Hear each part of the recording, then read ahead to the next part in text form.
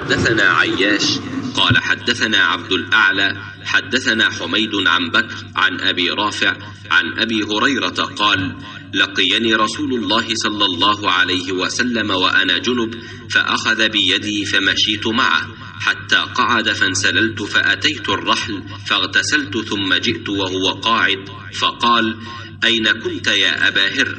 فقلت له فقال سبحان الله يا أبا هر إن المؤمن لا ينجس. یا رحمت للعالمین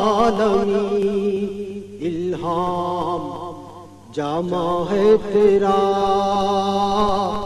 قرآن امامہ ہے تیرا. میری ملاقات رسول اللہ صلی اللہ علیہ وآلہ وسلم سے ہوئی.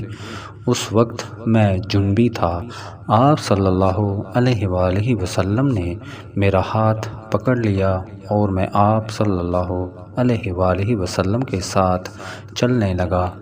آخر آپ صلی اللہ علیہ وآلہ وسلم ایک جگہ بیٹھ گئے اور میں آہستہ سے اپنے گھر آیا اور غسل کر کے حاضر خدمت ہوا. آپ صلی اللہ علیہ وآلہ وسلم ابھی بیٹھے ہوئے تھے. آپ صلی اللہ علیہ وآلہ وسلم نے دریافت فرمایا اے ابو ہریرہ کہاں چلے گئے تھے؟ میں نے واقعہ بیان کیا تو آپ صلی اللہ علیہ وآلہ وسلم نے فرمایا سبحان اللہ مومن تو نجس نہیں ہوتا. صحیح بخاری حدیث نمبر 285. دعویٰ ہے تیری چاہت کا اس امت گمراہ کا، تیرے سوا کوئی نہیں.